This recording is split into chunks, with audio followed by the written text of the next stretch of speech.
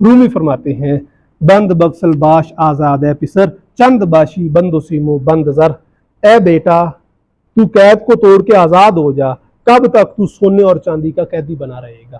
کہ انسان کس وجہ سے روح کی دھیان نہیں کرتا، روح کا دھیان صرف اس وجہ سے نہیں کرتا کہ انسان کو لالچ ہوتا ہے کہ میں نے یہ کرنا ہے یہ کرنا ہے یہ کرنا ہے۔ اللہ رب العزت نے وہ ساری کی ساری خواہشات جن کے لیے انسان روح کو پس پشت ڈالتا ہے وہ قرآن کریم میں گن کے ارشاد فرمائی ہیں۔ بسم اللہ الرحمن الرحیم۔ زُيِّنَ لِلنَّاسِ حُبُّ الشَّهَوَاتِ، لوگوں کے لیے خواہشات کی محبت میں نے بڑی خوبصورت بنائی ہے۔ خواہشات کی محبت بڑی ہی خوبصورت ہے، کن کے لیے؟ لوگوں کے لیے۔ گن کے بتایا من النساء، پہلی خواہش عورت کی ہے۔ بندہ جب جوان ہوتا ہے تو اس کی خواہش یہ ہوتی ہے کہ مجھے ایک حسین عورت مل جائے جس کے میں ساتھ شادی کروں۔ آگے فرمایا والبنین، عورت مل گئی تو بیٹے کی خواہش نے جنم لے لیا کہ اب بیٹا ہونا چاہیے، بیٹا آ گیا۔ والقناطیر المقنطرۃ، اب بیٹا بڑا ہو رہا ہے تو مجھے سیونگ کرنی چاہیے، جمع کر لینا چاہیے تاکہ جب یہ بڑا ہوگا تو اس کی پرورش میں کام آئے گا۔ اللہ تعالیٰ نے فرمایا کہ پھر تم جمع کرنا شروع کر دیتے ہو خزانے کو۔ من الذہب والفضۃ، سونے اور چاندی سے، روپیہ پیسہ سونے چاندی کی وجہ سے جنریٹ ہوتا ہے۔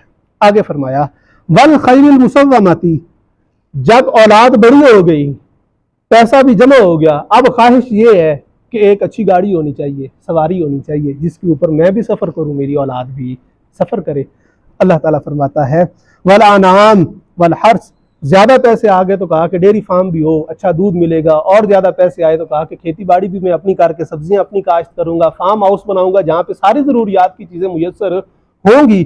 اللہ رب العزت فرماتا ہے ذالک متاع الحیات الدنیا، یہ سارے کا سارا دنیا کا سامان ہے، تمہارے جسم کا سامان ہے۔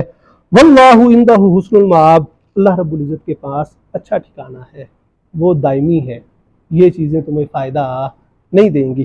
رومی فرماتے ہیں تو نے ان چیزوں کے ساتھ دل لگی کی ہوئی ہے کہ کبھی تو کہتا ہے کہ مجھے فلاں چیز مل جائے، کبھی کہتا ہے کہ فلاں چیز مل جائے۔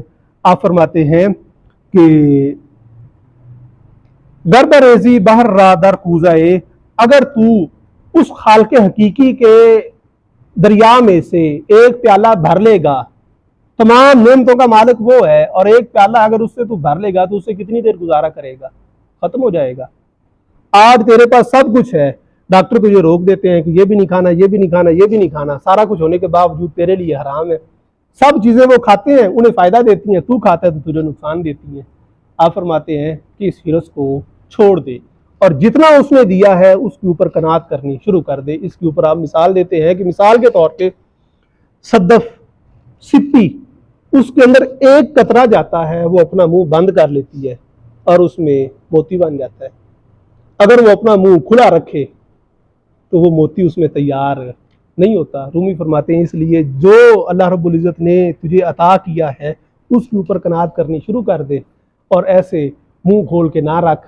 اگر منہ کھول کے رکھے گا تو کوئی چیز تجھے فائدہ نہیں دے سکے گی۔ نبی مکرم صلی اللہ علیہ وآلہ وسلم کا پاک ارشاد گرامی ہے کہ جو انسان ہے اس کی ہرس جو ہے وہ کبھی پوری نہیں ہوتی، اس کے منہ کو قبر کی مٹی بھر سکتی ہے، اس کے علاوہ کوئی اور دوسری چیز بھر نہیں سکتی۔